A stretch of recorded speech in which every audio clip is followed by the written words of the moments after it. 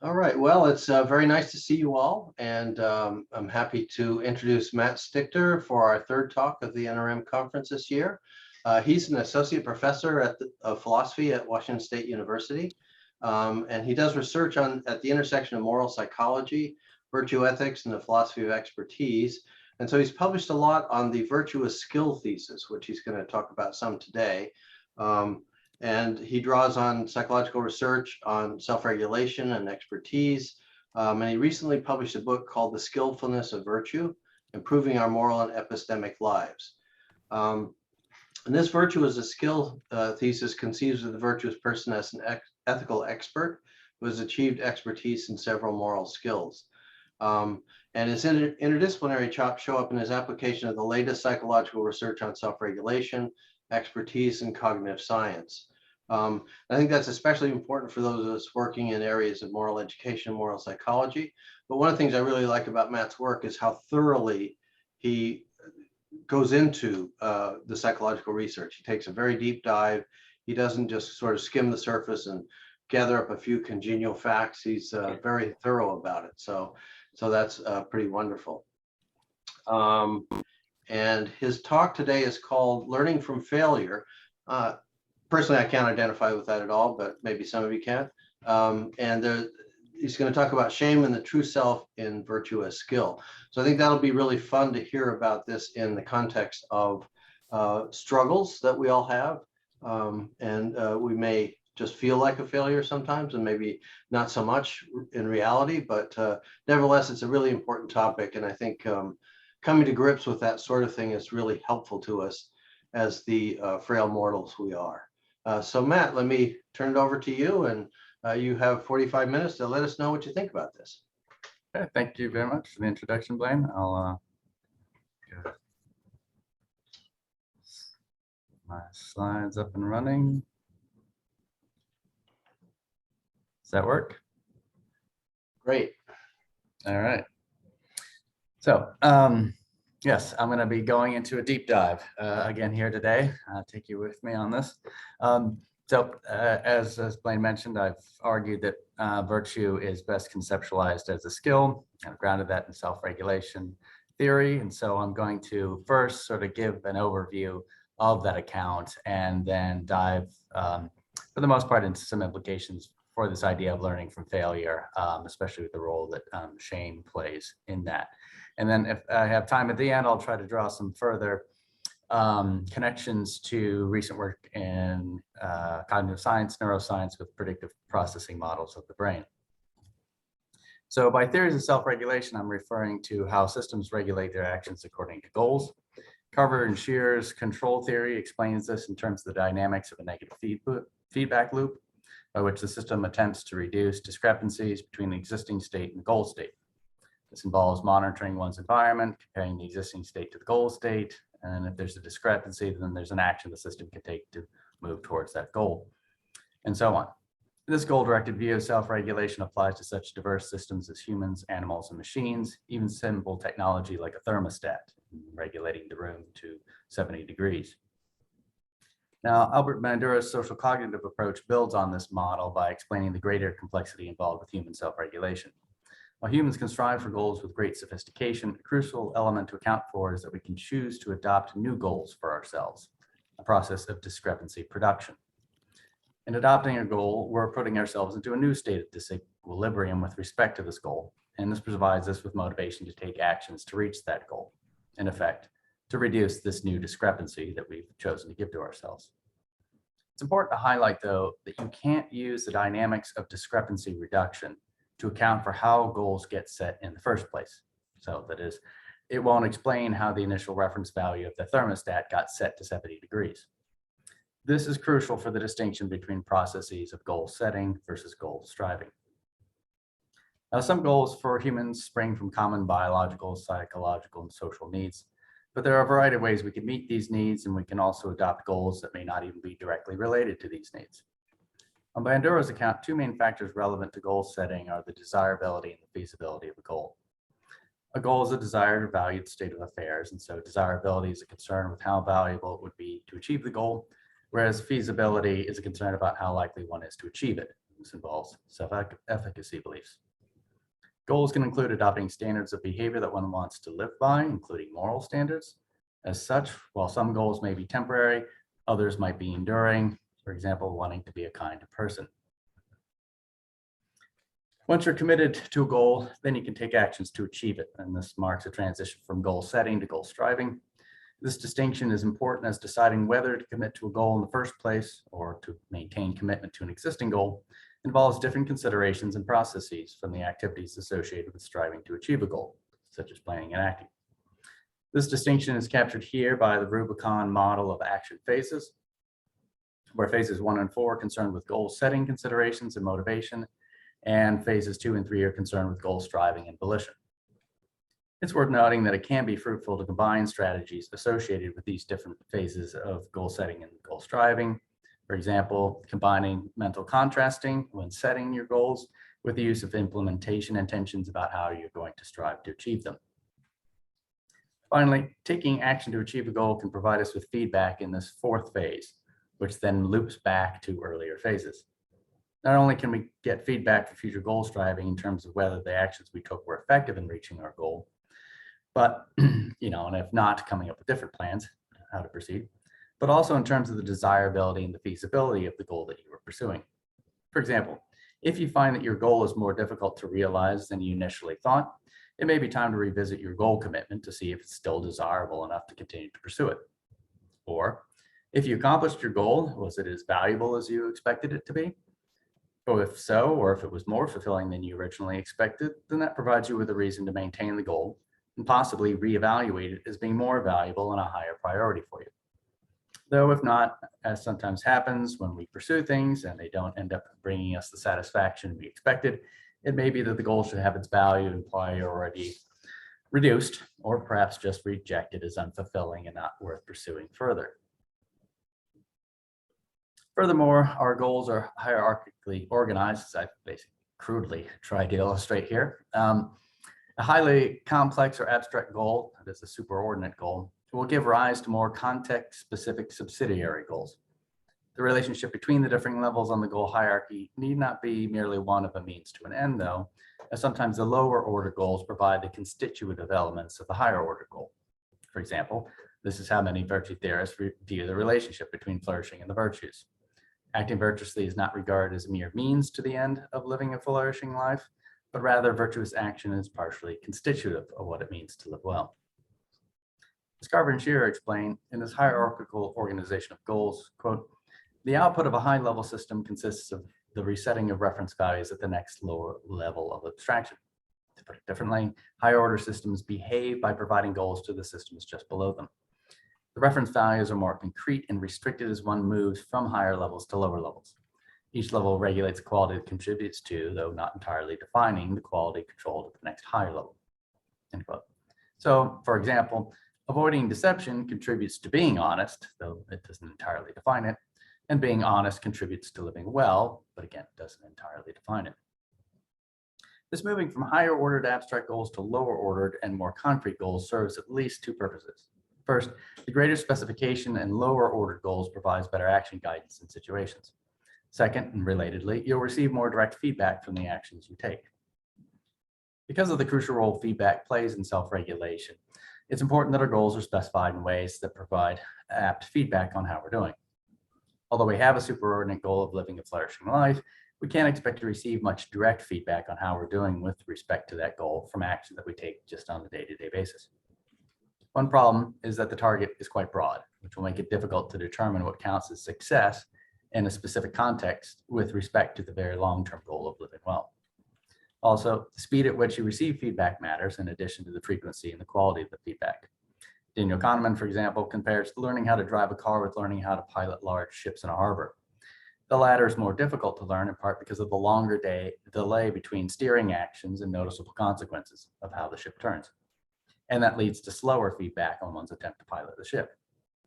By comparison, it will be even more difficult to receive timely feedback as to how your actions in the moment are contributing to you living your life well as a whole, as the consequences of such actions could be a long time coming.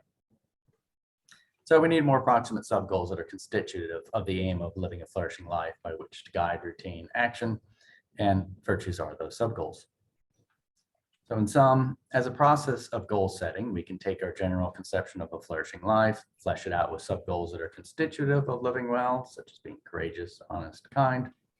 These specific moral virtues give us more concrete ends to aim at, which helps with knowing success conditions in action and provides better feedback as to whether we're acting in a way that's ultimately supportive of our overall goal of flourishing. And these virtues may also require some further specification, as with my examples there under honesty, to give us more precise goals to strive for.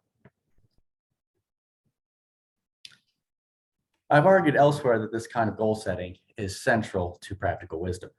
That is, wisdom involves refining or revising our conception of living well in the virtues, as well as integrating our non-moral goals and practices with those conceptions. I'm going to keep my remarks about wisdom brief today, as that could be a presentation on its own. In fact, I did give such a presentation 2 weeks ago, which is unfortunately why I missed the first talk in this series. But I do want to give you kind of an overview of how it fits in. So I take it that the cultural and social environment that we're raised in furnishes us with initial ideas about what living well consists in and what moral standards we should be guided by. So part of wisdom's role would be in goal setting would be to guide decisions about what further goals to set for yourself, specifying what those goals consist in, how much to value those goals relative to other goal commitments, and how those goals and their associated practices can be integrated with one another, and all of that being carried out by reference to one's conception of living well and associated moral standards. However, even if one reliably integrates one's goals and activities with these initial conceptions, this is not sufficient for flourishing or virtue, as one's inherited views of these may be mistaken. So another role for wisdom to play is to critically reflect on and refine these inherited conceptions of flourishing and virtue. This connects to a traditional role assigned to practical wisdom in helping to unify the virtues, in terms of integrating conceptions of virtue with one another and doing so by reference to the broader knowledge of what living well consists in. We will also be guided in this process by our own lived experiences as well as feedback from others.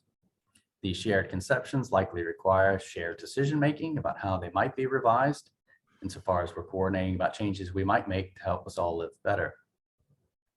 Unfortunately, there seems to be some consensus building in recent models of wisdom around the role of metacognitive processes in displaying this kind of wisdom, such as the Aristotelian phronesis model proposed by Christensen and Blaine, as well as with the common wisdom model proposed by Grossman and others. I've noted a few examples of some of these processes on the slide, but we could leave potential discussion of it for Q&A. While wisdom is key for refining our understanding of living well in the virtues, success in realizing these aspirations in our daily life depends on domain general self-regulatory abilities and on one's degree of skillfulness with respect to the various virtues. If a virtue, like honesty, was simple and straightforward, say, just never tell a lie, then it would be unlikely to involve skill. But virtue theorists have long argued that morality is quite complex and moral behavior can't be captured by simple rule following. Hence, there's been an emphasis on how virtues are acquired through experience and practice, and possession of them as a matter of degree. Given our familiarity with how skill development enables us to progressively handle domains of complexity, it's no surprise that virtue ethicists all the way back to Aristotle have made analogies to skill acquisition when explaining how virtue is acquired. Furthermore, neo-Aristotelian virtue theorists also suggest ideals of a virtuous person who is reliable in seeing the morally relevant features of a situation and knowing how to respond appropriately to them, often in sort of an intuitive manner. In investigating the considerable psychological literature on skills and expertise, what's striking is how similar claims are made about experts in a skill. Expert chess players, for example, can reliably play well in an intuitive manner, often saying they just see the right moves to make in a situation. It's perhaps also unsurprising then that there's been a lot of recent depictions of the virtuous person or even the wise person as someone who has ethical expertise. Now, I've argued previously that the reason for these similarities just is because virtues are skills, though I don't claim that all skills are virtues. In other words, we already know how human beings can develop abilities that enable them to act well in these specific ways, and it's by a process of skill acquisition. Skill development is needed in domains of high complexity.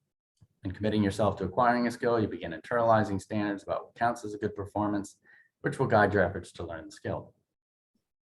Skill acquisition involves a progression from tackling simple tasks to more challenging tasks. and no matter what level of skill you're aiming at, for as you become more skilled, which tasks count as simple or challenging will change. So we learn to act well in complex domains by handling that complexity incrementally. In skill development, we enhance the control and flexibility we have over the ways in which our ends can be met. Through experience and deliberate practice, we are building mental models of the domain we're acting in. Mental models are defined here as, quote, cognitive representations that include the declarative, procedural, and inferential knowledge necessary to understand how a complex system functions. Mental models go beyond definitions and rote learning to include a deep understanding of the component processes of the system and the ability to make inferences about changes to the system, end quote. So these models provide us with control because they not only provide us with instances of past experience to draw on, but also with a fundamental understanding of how a system functions and why experiences are the way they are. This understanding thus allows us to make predictions about the future states of the system without necessarily basing those predictions merely on past experiences. Instead, those predictions can be based on our understanding of the function and principles governing how the system works. As such, models also provide us with flexibility because modeling allows us to take into account the relevant features of a situation in order to more accurately predict potential outcomes, even in novel situations. So just becoming more skillful in virtue is a matter of becoming more nuanced in our understanding of these constitutive moral goals, as well as to how to better realize them in our actions, and not only in familiar situations, but also what it is to realize them in novel or challenging circumstances.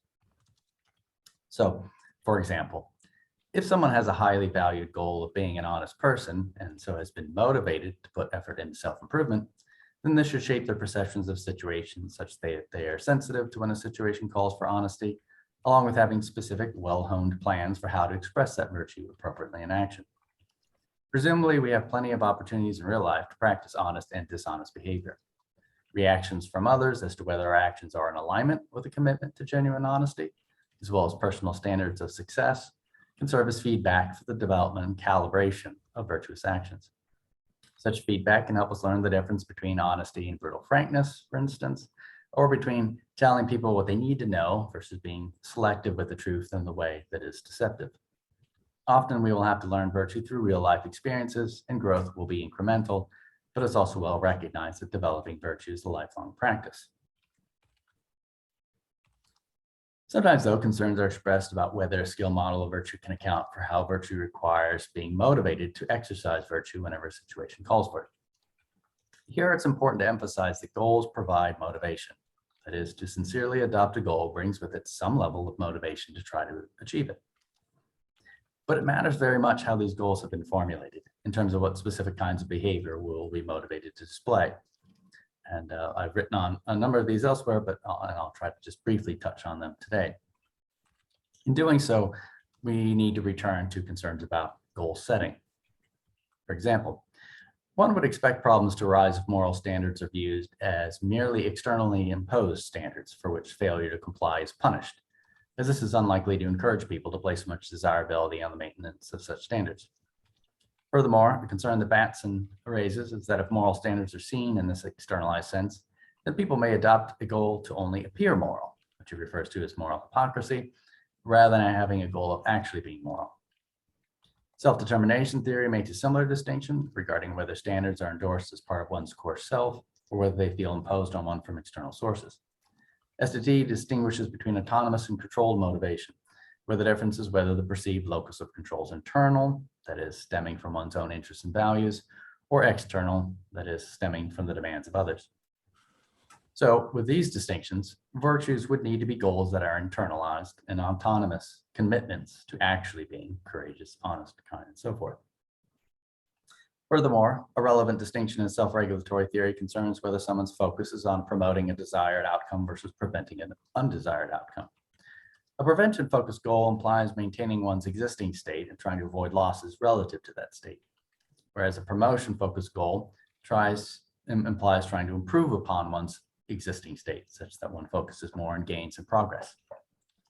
This distinction in how goals are set would also make a significant difference in terms of what kind of moral behavior gets displayed and to what extent one is motivated to improve. For example, a promotion-focused goal of being kind involves striving to become a kinder person, whereas a prevention-focused goal might be limited to just avoiding any action that would count as cruel in order to maintain a view of oneself as basically being kind. So this distinction and focus can motivate very different types of behavior, despite the fact that both goals are concerned with kindness. Virtues, as is true with skills in general, would require having a promotion focus to motivate improving upon one's degree of virtue or skillfulness. Finally, whether goals are formulated as prevention or promotion focused may be influenced by beliefs that one has about the development of their abilities. Dweck's work on intelligence, for example, shows that people fall along a continuum with respect to how they view their abilities. It's a fixed entity that you cannot do much to change, or it's malleable such that you can train to improve it. These two mindsets, fixed versus growth, have different consequences for how we react to failure. A fixed mindset leads to maladaptive responses because of feelings of helplessness to do better, whereas a growth mindset can lead to adaptive responses where a person puts forth effort to learn how to act better the next time.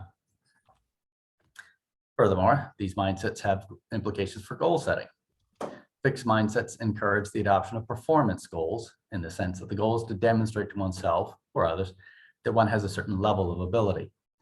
Since one primarily wants to avoid being judged as lacking in ability, this suggests a prevention focus.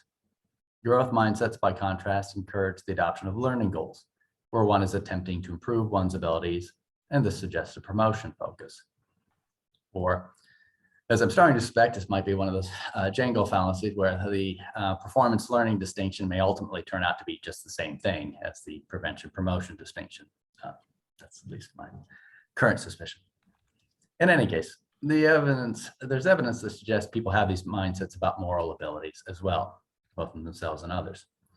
So in the framework of mindsets, virtue development, as is again with true skills in general, would require having a malleable mindset, such that you believe you can improve with experience and deliberate practice. This has led me to inquire about what might be influencing people to then have a fixed mindset about their moral abilities, since that would be a barrier, essentially, to moral development. Elsewhere, I've argued that a belief in the true self as essentially morally good might be such an influence. Work by Strominger and others have shown that people not only believe that they and others have a true self, but also that this true self is essentially morally good. I won't be able to go into as much detail about this issue as I had originally intended today. So I'll just mention in brief that there are reasons to suspect that this is a kind of fixed view about moral abilities, as one's essential moral goodness is basically being assumed rather than acquired over time. Furthermore, given that immutability is central to having a fixed mindset, we can see a connection here between that and Strominger and all's claim that, quote, beliefs about the true self are characterized by telltale features of essentialist reasoning, such as immutability, end quote. Since we know that people don't react well to failures when they're stemming from abilities that are viewed as fixed, again, because of the feelings of helplessness to do better, this is a reason to worry that moral failures which challenge one's identity as fundamentally morally good could contribute to intense distress and maladaptive responses to failure. Again, that's something I go into greater detail. We can talk more about the QA if you're interested. It should be noted, though, that this connection between identity and morality is primarily about the continuity of personal identity over time. And so this is different from what is usually discussed as moral identity in the psychological literature. And that's what I anticipate Tobias will be focusing on next week. So I'll mark that difference. So to sum up, even when people set goals with moral content, that is, wanting to be a kind person, this won't necessarily lead to acquiring and expressing virtue if the goal is merely to appear kind, or if being kind is a goal one feels forced to adopt, or if the goal focuses just on not being unkind, or if you don't believe you can become a kinder person, and so on.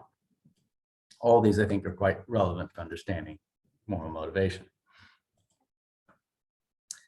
Now, while having a promotion focus and learning goals is necessary to develop virtue and skill, it's also a more difficult path.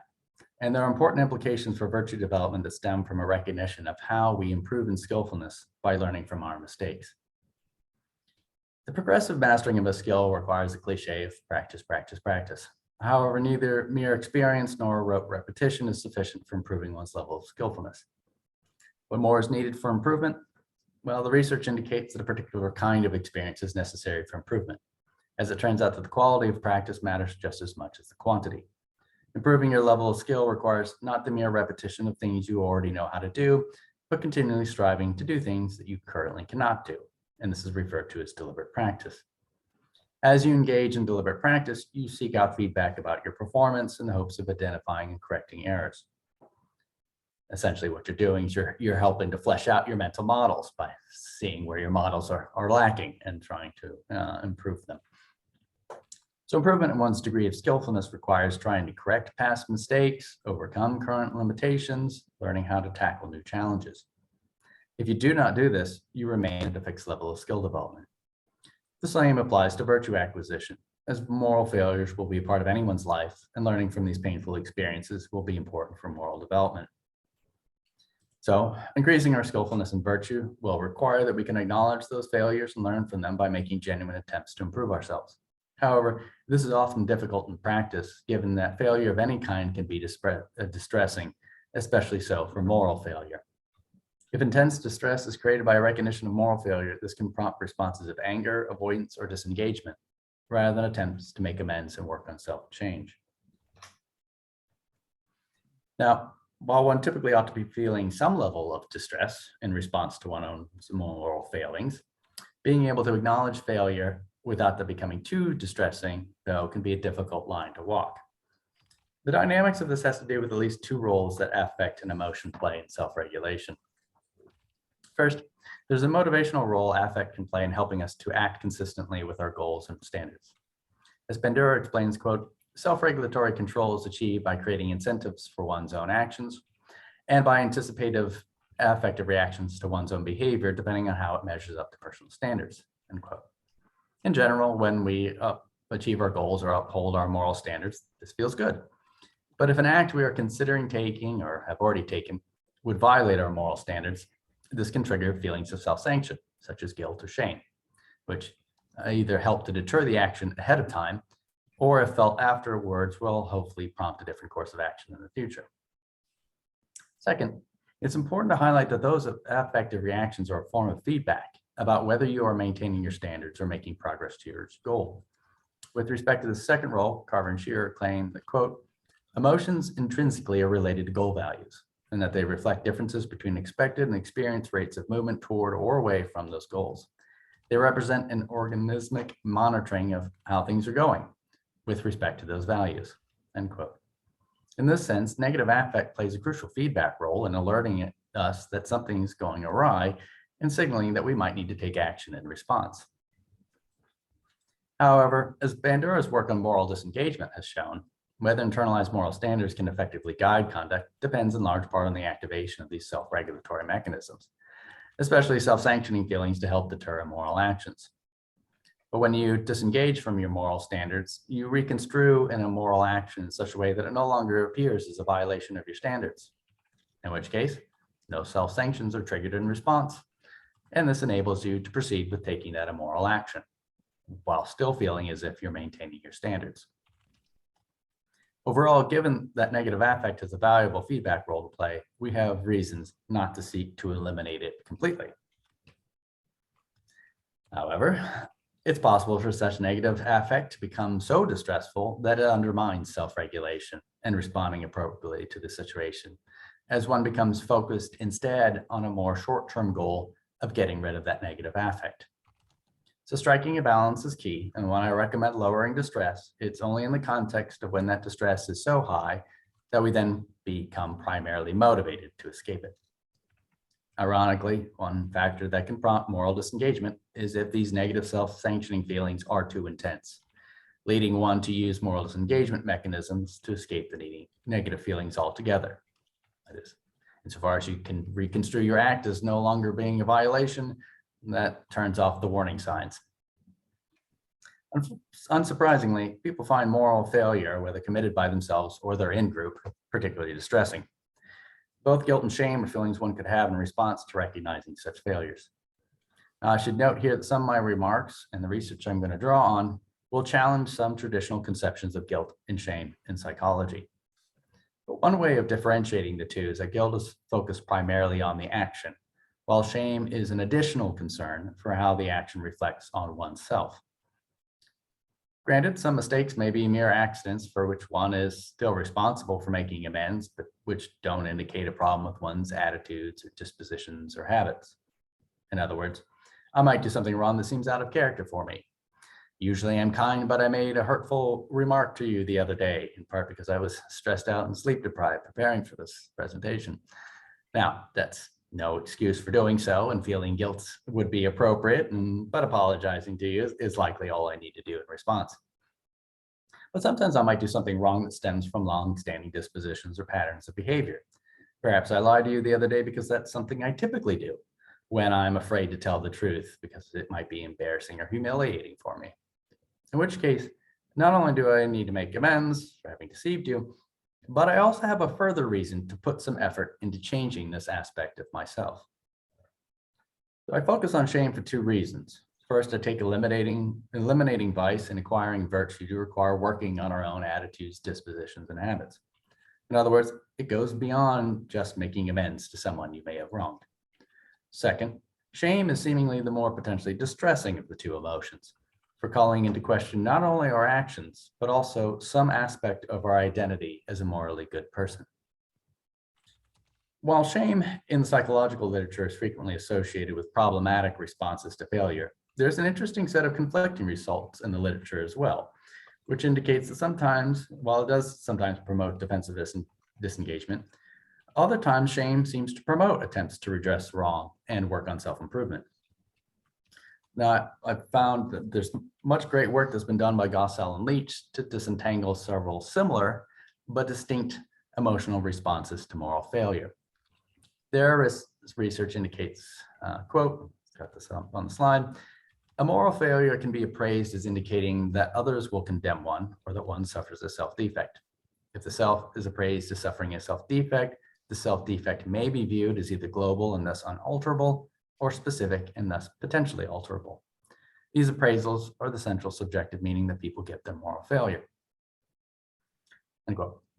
And these three appraisals are then connected to three feelings: feelings of rejection from condemnation by others, feelings of inferiority from viewing it as arising from a global self-defect, and what they refer to as shame, that's picking out basically when you appraise a situation as stemming from a specific self-defect. So in this framework, shame is picking out a specific feeling that is tied to a self-appraisal where you find in yourself a flaw that you believe you can and ought to fix. What I'll refer to as sort of apt shame, is what they find connected to motivations to improve. That is, when people feel this apt shame, that's when they're most likely to work on self-improvement, make amends. Now, regards to the initial two forms of appraisal feeling combinations, the first one that was a feeling of rejection out of a concern by condemnation by one's others is basically a concern over one's social image rather than self-image and how it might be damaged by moral failure. This is a potentially serious concern, as condemnation by one's social group might lead to punishment or exclusion. In such a case, one response that might be motivated is engaging in some form of pro-social behavior, like giving a public apology, to bolster one's social image. However, it should be noted this kind of pro-social behavior is not necessarily moral behavior, and it might not even be a sincere expression, but rather a mere means to avoid the consequences of condemnation. That is, which just might be a PR move. Regarding the next combinations, here the moral failure is appraised as arising from some sort of self-defect. And this is regardless of how you might be appraised by others. This is the view that you have about yourself. When your actions reflect poorly on you as a person, this could lead to two different sorts of consequences. If it makes you feel as if you're inherently a morally bad person, where there's not much you can do about it, then that feeling of inferiority is likely to lead to defensiveness and perhaps anger and aggression. In this sense, your whole identity as a morally good person is being called into question, thus producing a lot of distress. The negative consequences that can result from this have led some theorists to evaluate the emotion of shame in purely negative terms. That is, shame typically or often has a bad reputation as an emotion because of its association with this kind of debilitating feeling. However, as Gossell and Leach have argued, quote, although people may describe this experience as a feeling of shame, a feeling of inferiority is a more accurate conceptualization and description. Inferiority is a highly unpleasant and intense feeling of self-criticism that people wish to be rid of. Thus, as shown in the research we reviewed above, there's some reason to expect felt inferiority to predict self-defensive responses to moral failure. Indeed, escape and avoidance is a reasonable response to an unalterable self-defect. What else can one do but run away? End quote. This feeling of inferiority is going to be a barrier to any kind of productive response in the light of moral failure, and people may morally disengage to avoid feeling it altogether. What I also think of note in their analysis, and that appears in this quote here, is how reactions to felt inferiority are strikingly similar to reactions to failure from those who have a fixed mindset. And so I suspect this is due to the common element of viewing one's problems as stemming from an unalterable aspect of oneself. One need not, however, view a self-defect as indicating that one is a morally bad person altogether, where there's nothing to do about it other than to react defensively. If one views the failure as stemming from a specific self-defect instead, then it's not the whole of one's identity as a morally good person that's being called into question, but only a part. As such, it seems likely that one could work to improve that part of oneself, and so that should be less distressing. Shame, in this sense, is tied to a motivation for self-improvement because one wishes to improve and views it as possible to do so. That is, there's a desire to maintain better personal standards, and doing so seems feasible. I think this form of shame is very important for virtue. When you make a moral mistake, you ought to feel bad about it. But if your concern is only about how others might react, then this would seem to indicate a lack of virtue. That is, perhaps your goal is really only to appear moral. If one is instead concerned for what the mistake implies about oneself, then that's a more fitting response.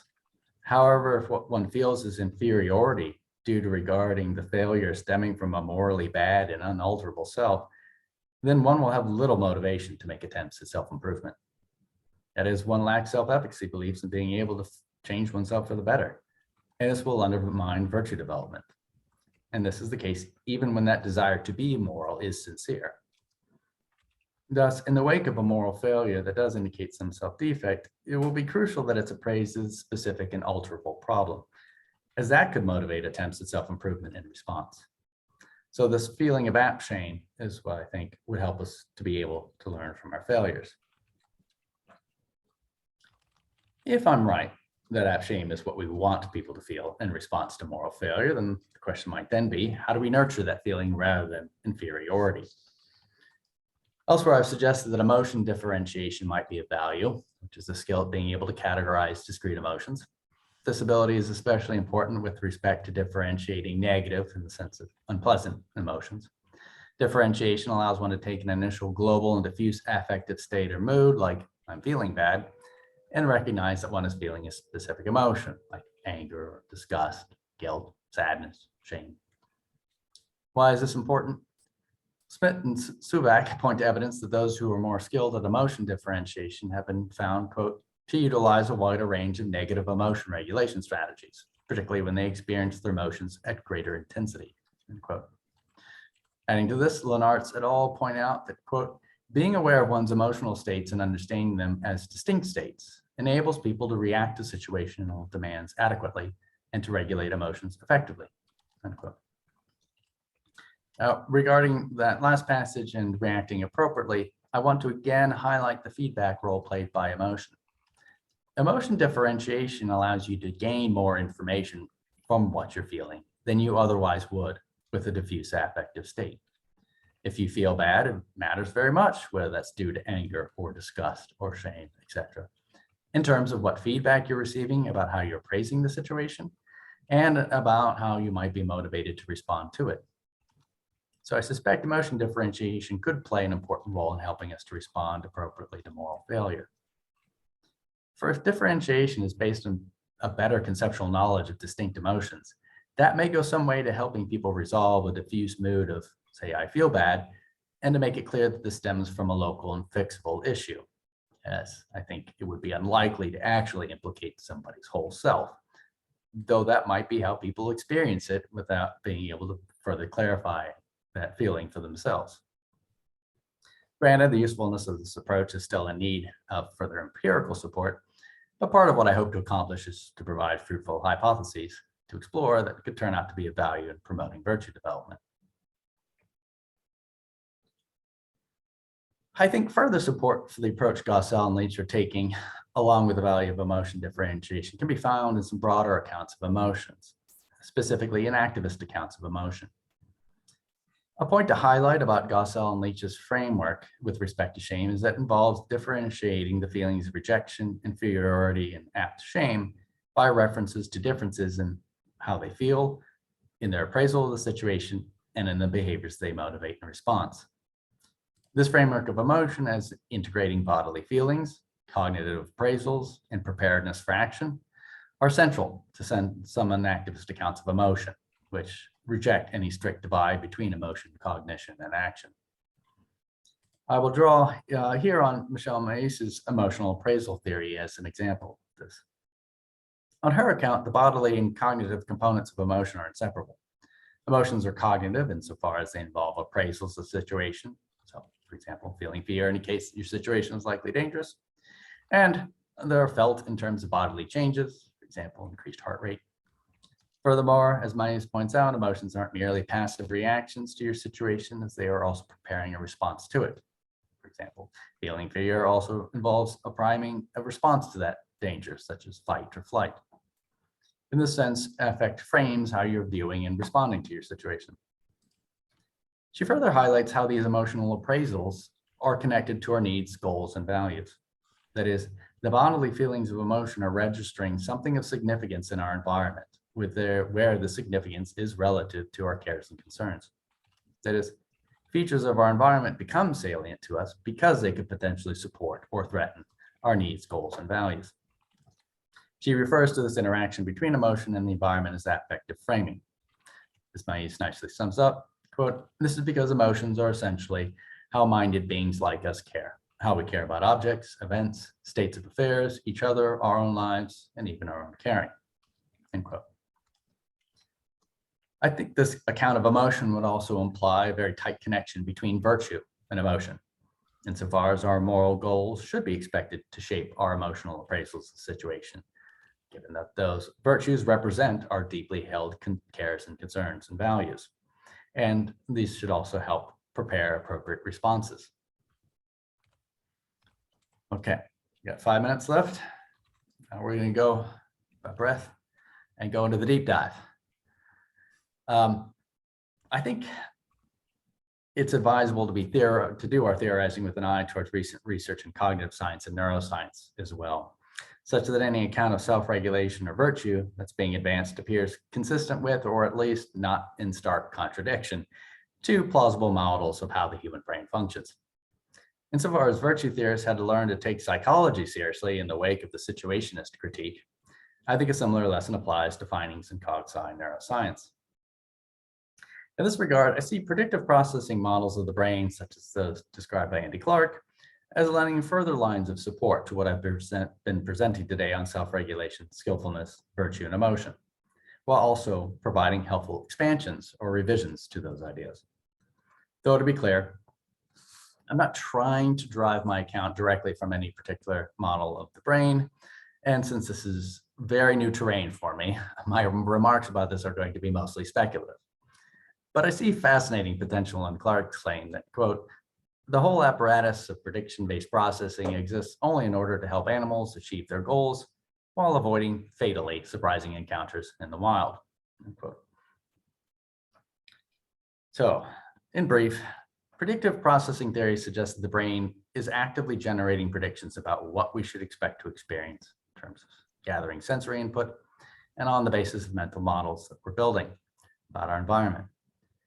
That is, our perception of the world is structured by these predictions, rather than you might think a more traditional view where you think first we receive a bunch of sensory input and then we're trying to make sense of it. Furthermore, the brain is then thought to be attuned to detect errors in these predictions by comparing the expected sensory inputs to what we actually experience and updating our mental models accordingly, in order to minimize further prediction errors. Furthermore, this theory gets extended to account for action, insofar as another way to minimize prediction error, besides changing our predictions to match what we encounter, is rather to take action to change the sensory inputs to match our predictions. In other words, we act in ways to change the world so that it matches up with our expectations. As Millard and al. Explained, quote, this unification of perception and action within a predictive coding framework is usually referred to as active inference in the literature, since the core idea is that an agent can use the same complex generative models it uses for inference to enable it to take effective adaptive actions, end quote. Now, one of the interesting implications of this is I think it provides for a more nuanced view of goal striving. To come back to those phases of planning and action, because arguments get made with predictive processing that basically the processes for planning and action are essentially the same at some fundamental underlying level. But what I want to focus on with the rest of my time is how predictive processing models view emotions as also integrated with cognition and action. On this, Clark claims that predictive processing accounts of emotion belong, quote, in the same broad camp as so-called inactivist accounts. It goes on to say that these reject any fundamental cognition-emotion divide and that stress continuous reciprocal interactions between brain, body, and world, end quote. Predictive processing accounts seem to generate similar claims about the function of emotions as the ones I referenced in my thesis account. So quick examples from the predictive processing literature regarding emotions involving situational appraisals and preparedness for action. Wilkinson et al. Claim that, quote, felt emotions thus integrate basic information about bodily arousal with high-low predictions of the probable causes and preparations for possible actions, end quote. Elsewhere in the literature regarding emotions as registering our cares and concerns and values, Ritter and Koff argues that in emotions, quote, the central appraisal is whether an event is assessed as promoting or obstructing one's concerns. Goes on to say concerns relate to norms, preferences, interests, to whatever affects the presence, availability, or intactness of everything the individual cares about. Finally, a further implication of situational appraisals being related to our cares and concerns is that this helps to filter all that we might potentially experience or perceive so as to know what is or isn't worth paying attention to in our environment. I used to refer to this as affective framing, but this might be representative of a more general implication of predictive processing accounts. As Clark points out, quote, rather than aiming to reveal some kind of action-neutral image of an objective realm, prediction-driven learning delivers a grip upon affordances, the possibilities for action and intervention that the environment makes available to a given agent, end quote. So what a situation affords will be shaped by our cares, concerns, and goals, that is, the values that might be realized or threatened in the situation. This also just suggests that our mental models of domains are similarly affordance-driven. And relatedly, what possibilities a situation might afford are further shaped to some extent by our own abilities, skills, and expertise.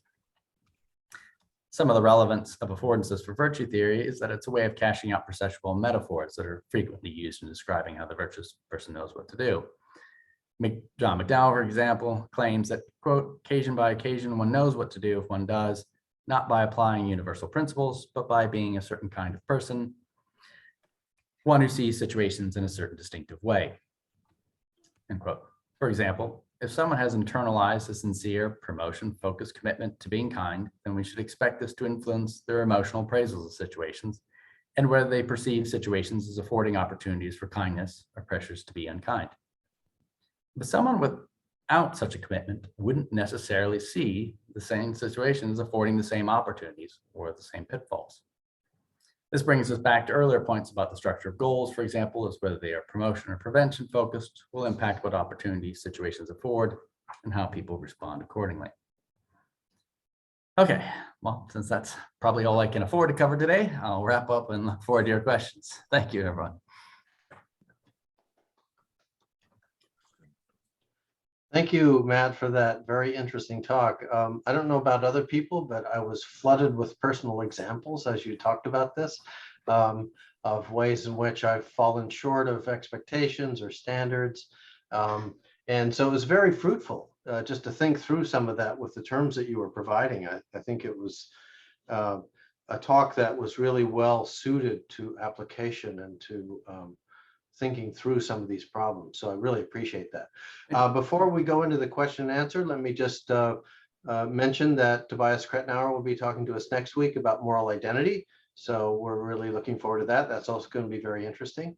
But now we have some time to ask Matt some questions and make some comments and discuss what he's presented to us. So let me just remind you to keep the questions relatively brief. We don't want to have more talks. What we want to do is have discussion amongst ourselves. So if we can keep to that, that would be great. Tobias has his hand up, and we'll just go in order as people indicate they're interested in discussing something. Yeah, thank you, Matt, for your talk. Very interesting, very stimulating. As you know, I have similar ideas about goals and the importance of goals in the context of morality, moral identity. You will hear more about that next week. If I'm allowed, I would like to ask 3 questions, but I can shorten that if people want to restrict me. I mean, the first thing is, when you study, you talk about fixed mindsets, moral disengagement, and then the avoidance of negative emotional reactions, shame, right? And the way kind of you line it up, it looks like, okay, it starts with a fixed mindset people may have for whatever reasons, and that's always so painful when you make the experience of failing that you sort of disengage and from these actions in order to avoid shame. Now, my question is this, what is cause and effect here? What comes first? I can easily imagine as the following situation: people repeatedly, experience moral failures, and in order to get rid of shame, in order to deny their responsibility, they develop a fixed mindset. The basically idea is, so I know I'm doing bad things, but there's nothing I can do about this. That's just me. My morality is fixed. So it's not necessarily that I feel bad about these failures, but basically developing a fixed mindset is a way to get rid or to get out of these kind of mechanisms and basically to feel good about what you do. It's a way of being able to feel good about what you do.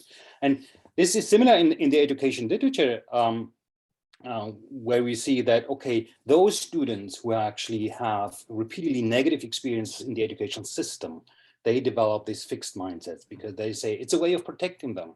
They say, okay, there's nothing I can do about it. I'm not good in math, so I don't care anymore. So that's basically it. So fixed mindset more as a consequence, as an outcome of repeated failures, rather than as something that makes failures problematic. That's my first question. What do you think about this? And the second is, I mean, I'm totally sympathetic with this idea of goals in the context of morality, moral identity, skills. But then I also sometimes ask myself, and it's also a self-critical question, does morality really function in the same way like other life goals we have? I mean, I can have the goal to be an avid skier or tennis player or whatever. And if I realize I won't make it, I can achieve that goal, I can disengage from that goal and can say, you know what, I changed my goals, I now do something else, I now play chess or whatever. And with morality, it's not possible to do this, really. I mean, you cannot just easily disengage from the goal of being a moral person or being honest to other people. So goals are not that at our disposal in the context of morality as it is in other areas of our life. And I just wonder how you deal with this, how you want to deal with this. And then third question is about shame and apt shame. What you describe as apt shame is very close to guilt also, right? I mean, what people describe as guilt, as constitutive elements of guilt. And so I wonder just a little bit, what is the positive reason to kind of look at apt shame and say apt shame is really an moral emotion we should or could cultivate somehow in people, in ourselves, rather than just forget about shame and go with guilt? this is what many kind of clinical psychologists would tell you. They would say shame is inherently kind of dysfunctional or maladaptive. So they have a rather negative view of shame, and they would say guilt is the more adequate emotion because it motivates us to fix things, to make amends, to try to self-improve. So what is the positive reason why you focus on apt shame rather than just say, okay, let's forget about shame and go with guilt? Okay, Thanks. Great, thank you. I'll take them in reverse order. Yeah.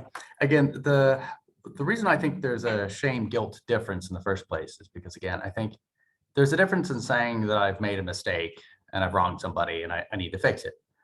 That doesn't indicate that I need to engage in any long-term work on myself or engage in any self-improvement, or that I've got, again, the idea is the problem it's one thing if I just, again, if I make the hurtful remark and I'm sorry, I was just sleep deprived.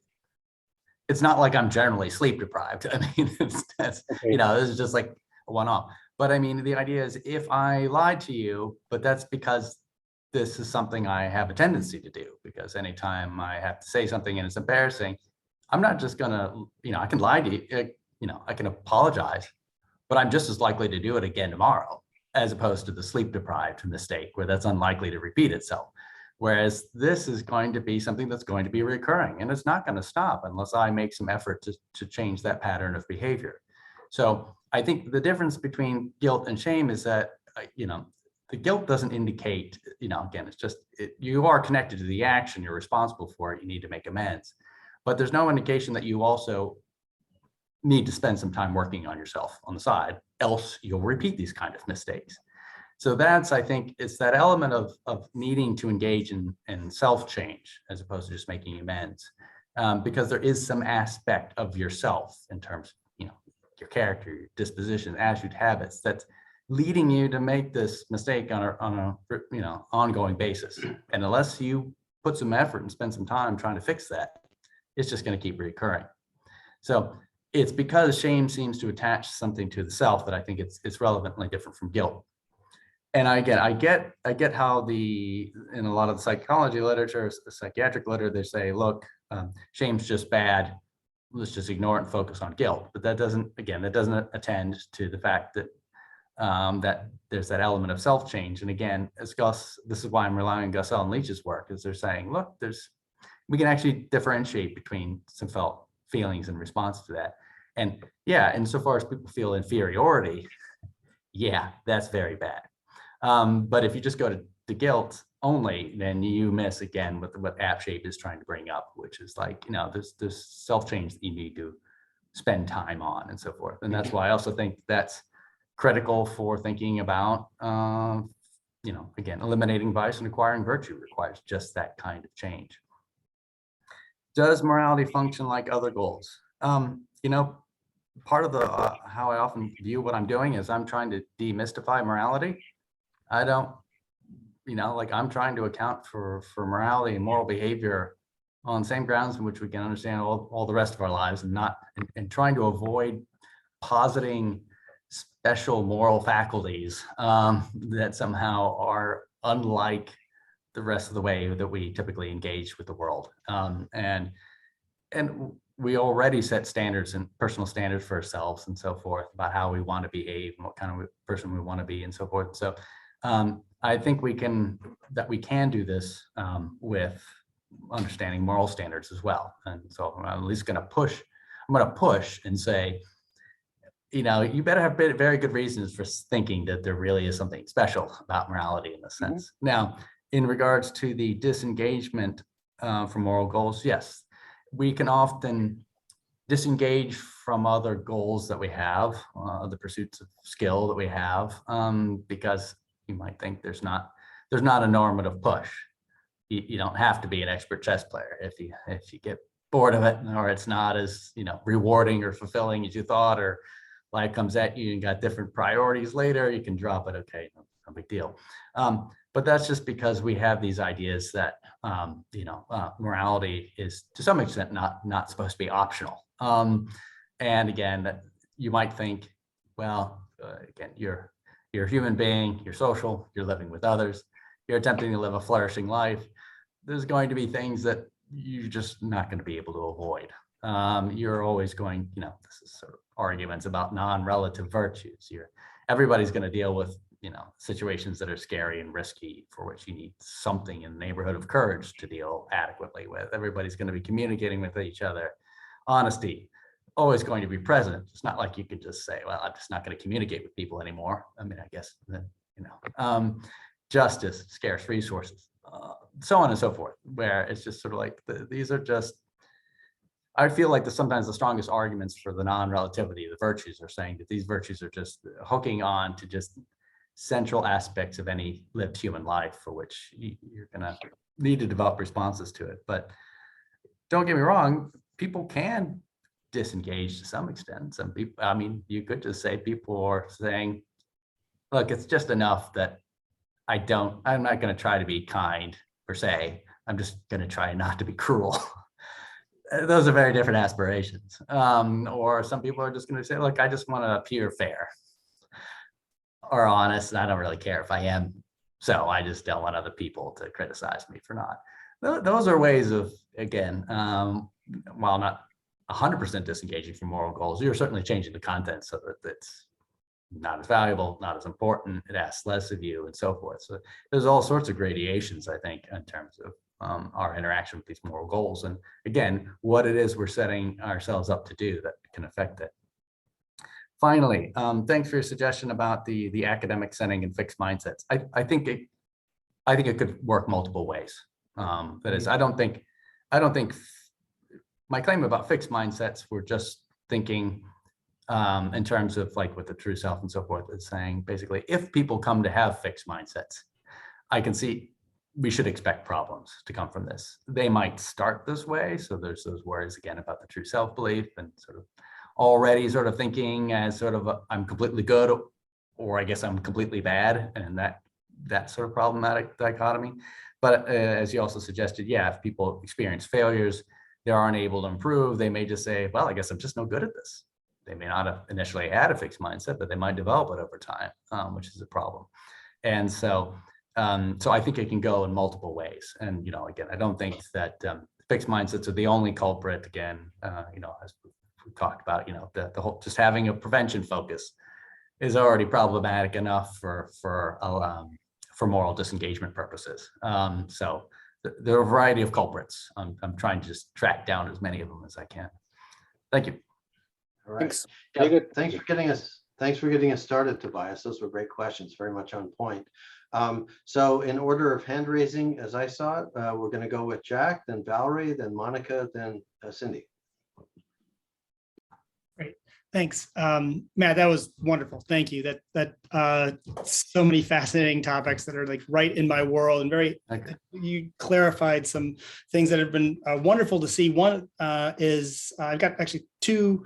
I got a comment and a question on the guilt shame divide. I love that you're trying to chip away at this idea that there's this huge difference. First of all, I think there's a lot of research, even in psychology, even though, you characterized it well, I thought, from within the field is, actions versus characteristics kind of a thing, or self. Nothing's that simple. And most of the research shows that even like you mentioned Higgins' self-discrepancy theory doesn't actually pan out into guilt versus shame as easily as might be theorized. I see in it, there's like a probabilistic kind of sense of self that is where there's, the sliding scale from actions to characteristics, where a self is, you can view as a heap or conglomeration of actions, and our concept of that might be yourself.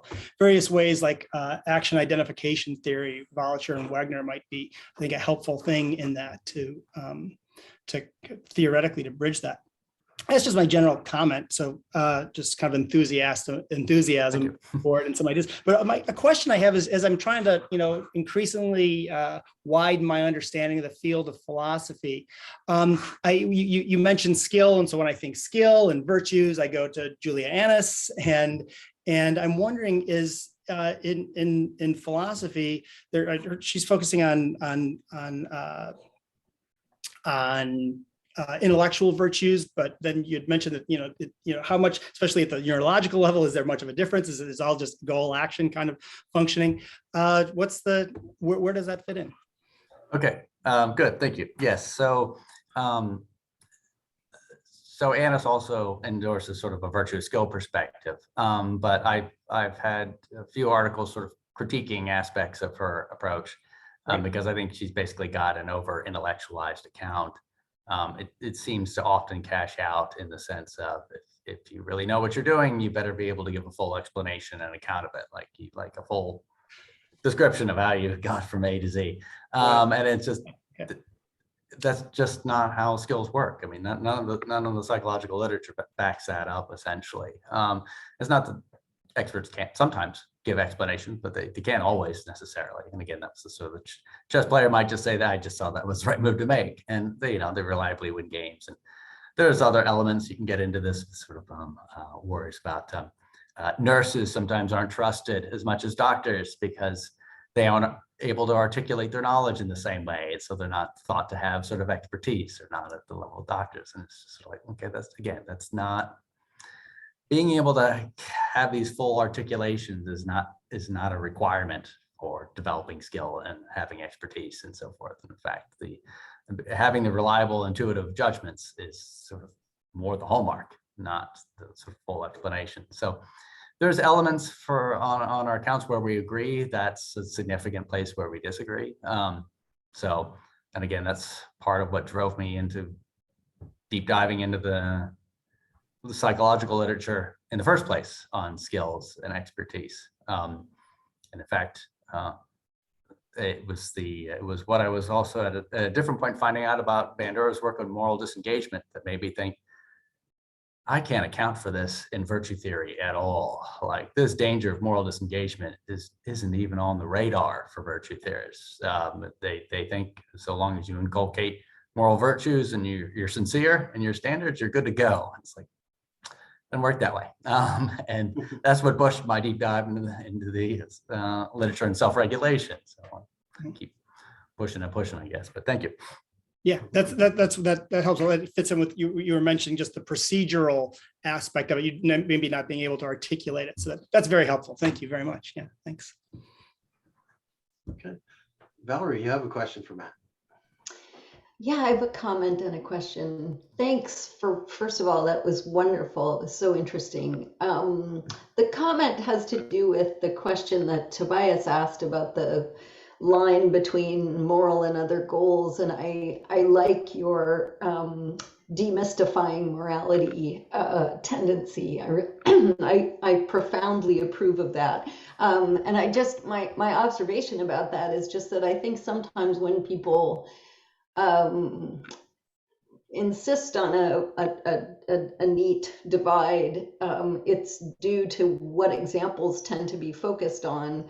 And if you think about different kinds of examples, for instance, if on the moral side you think about positive duties of beneficence, I don't know, me and my friends are much more likely to think they're somewhat optional, how much money we give away and that sort of thing.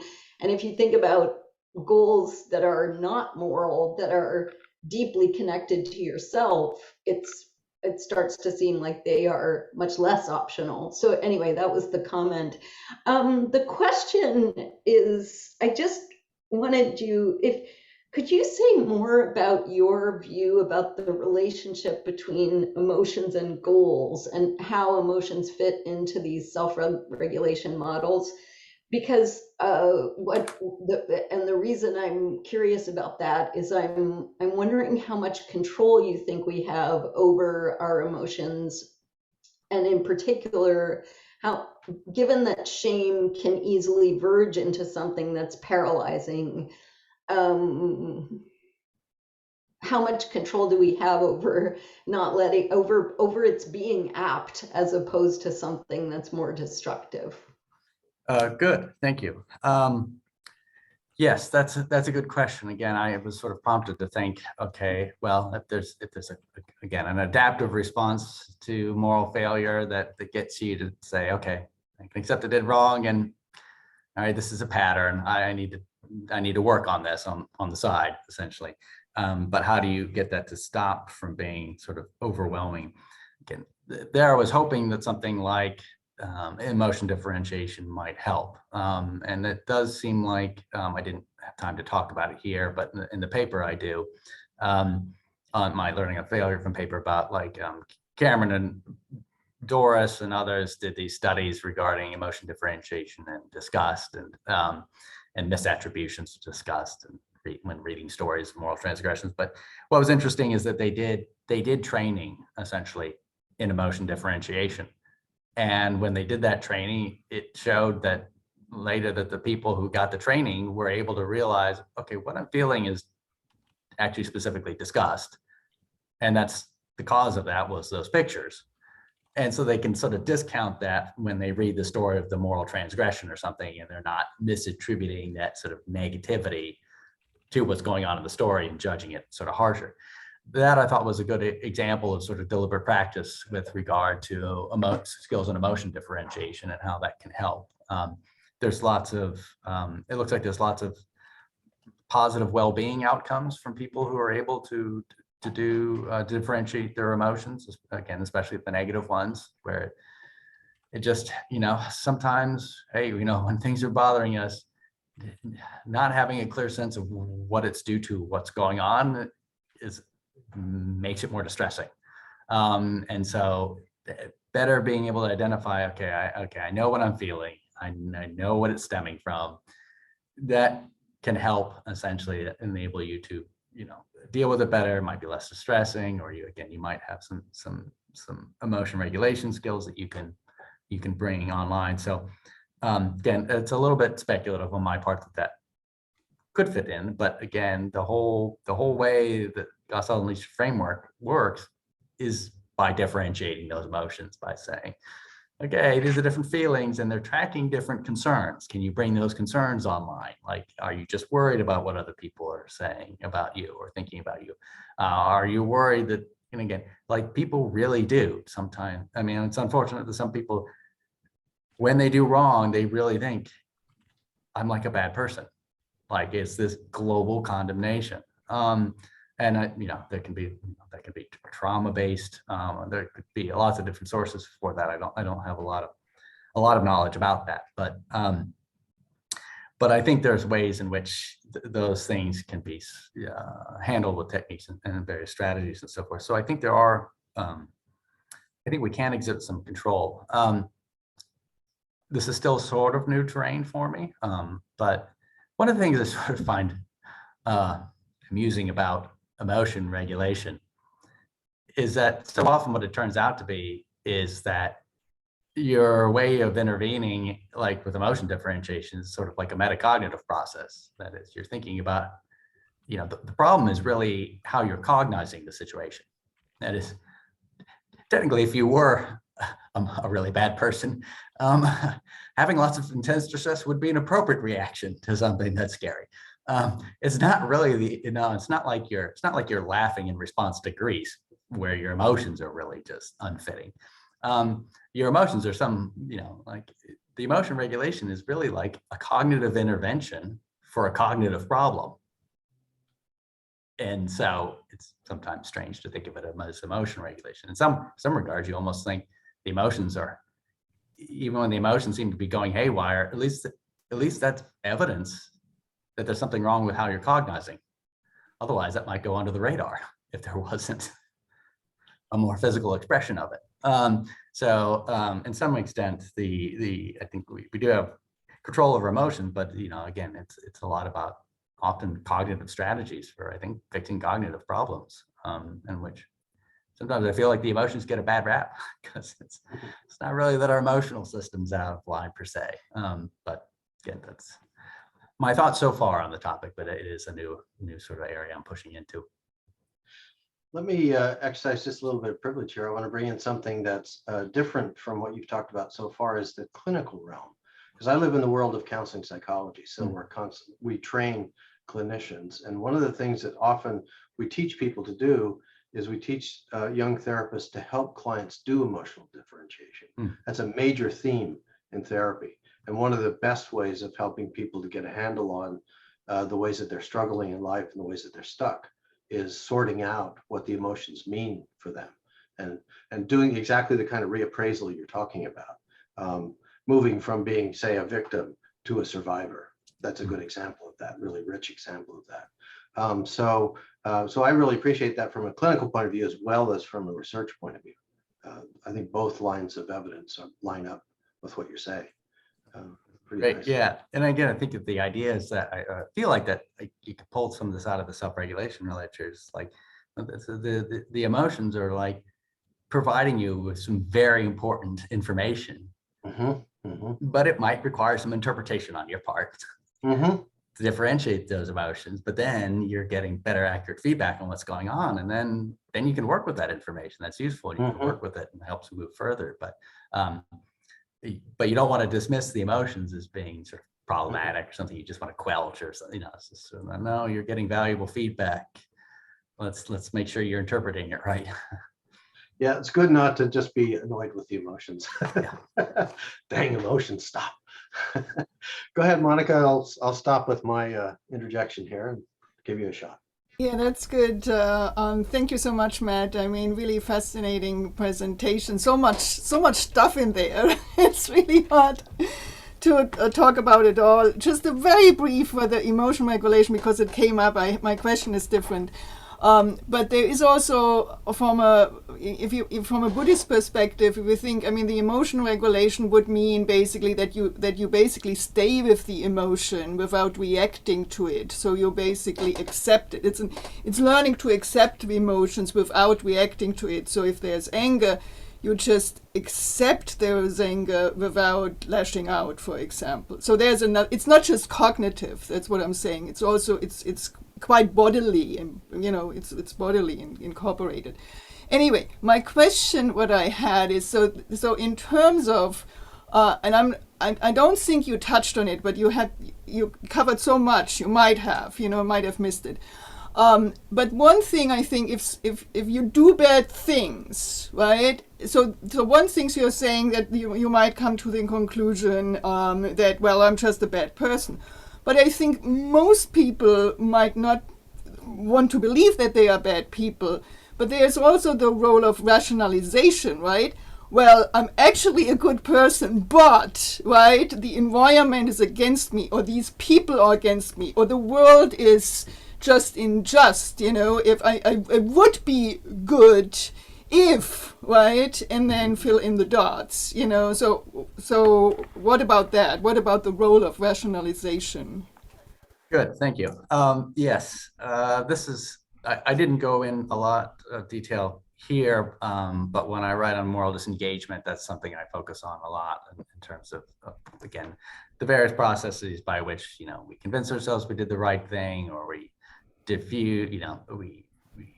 diffuse responsibility for our actions, put it on somebody else's fault. So, you can either try to convince yourself, well, it was just the lesser of two evils, so you can't blame me for choosing one of them.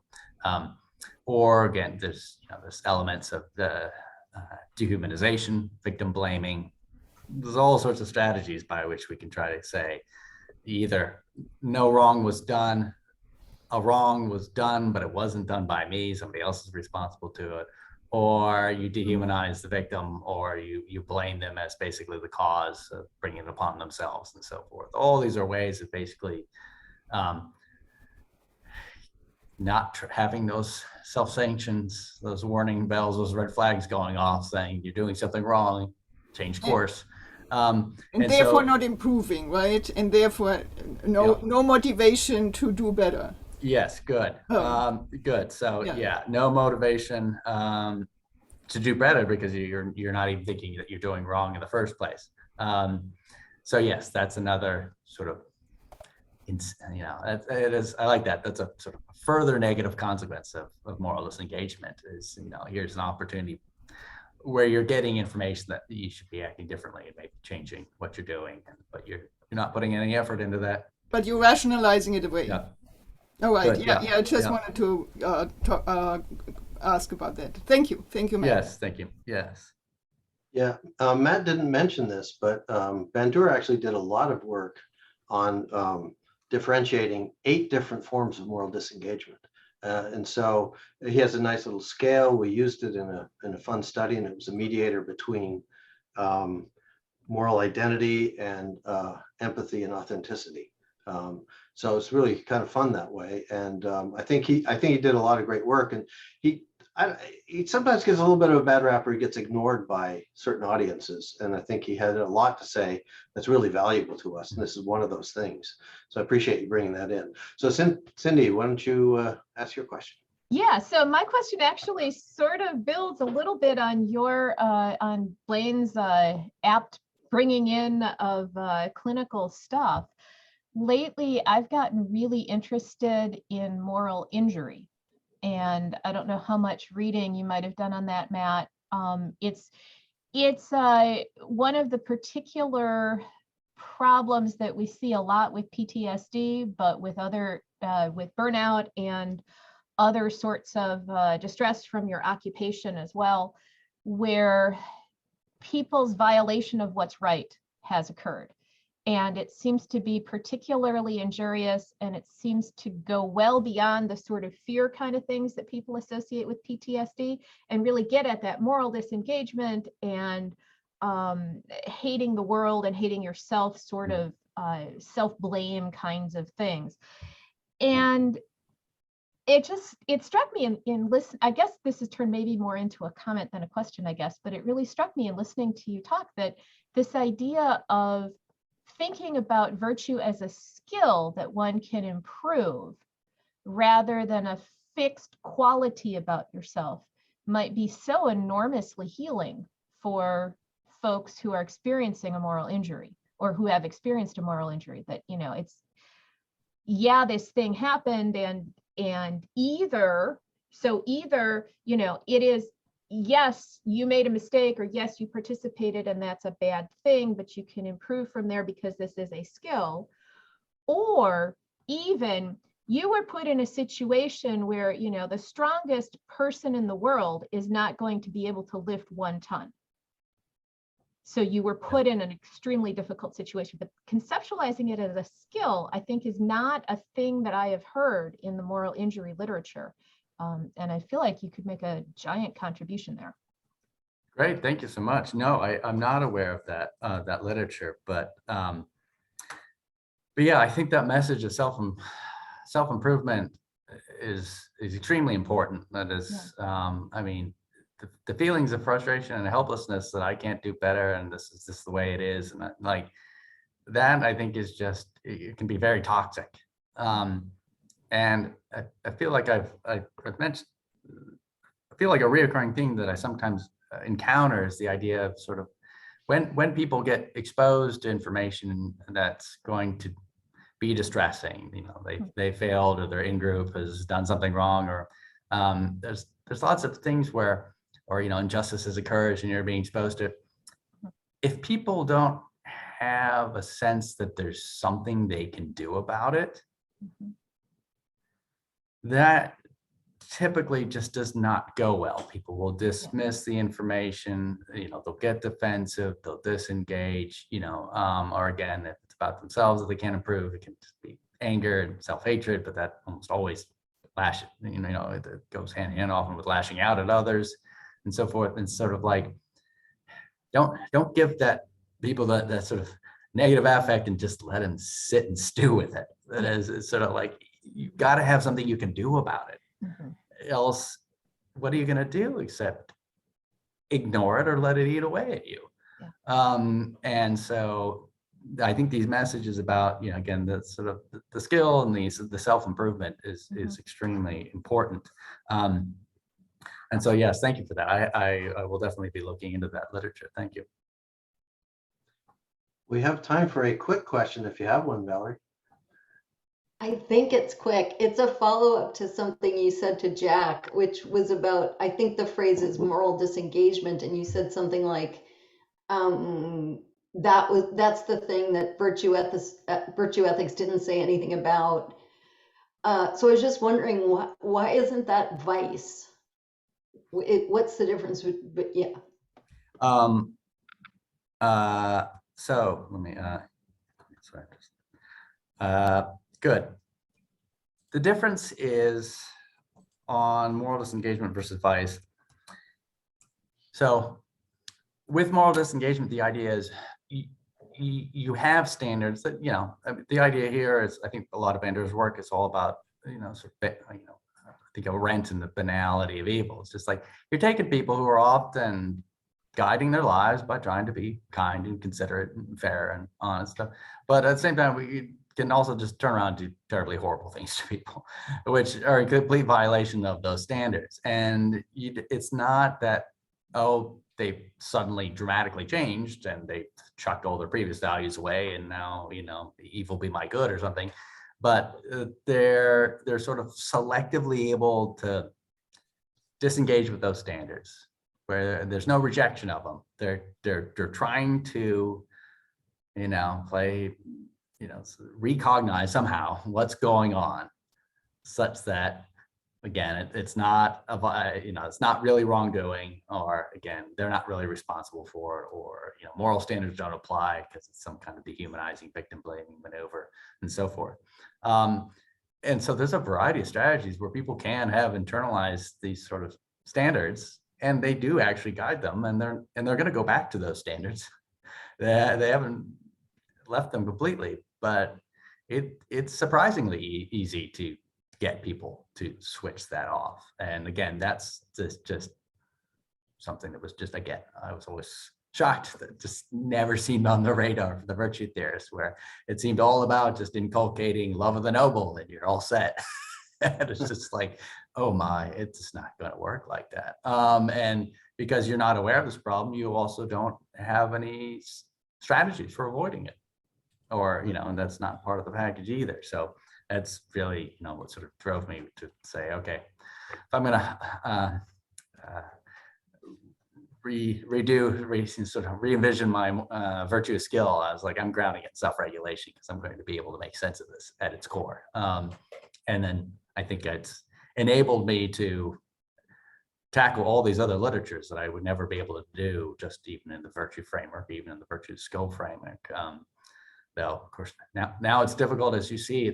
I see all these things coming together, so it's hard for me to have a talk and to present the whole model and then tease out a particular line of interesting implications for it, because I see so many things connecting, and that might be relevant. But it's fun. Well, I'm going to be that guy. So I get to have the fun of inviting people to give these great talks and listening to them, but I also have the task of ending them. These discussions are difficult to end because they're so rich and so wonderful. And as I often say, the quality of this group is amazing. So the presentation was fabulous, a lot of food for thought, generated a lot of reactions in us. And then the questions are very high quality too, because people are listening very carefully and very engaged in this and have a lot of knowledge to bring to bear.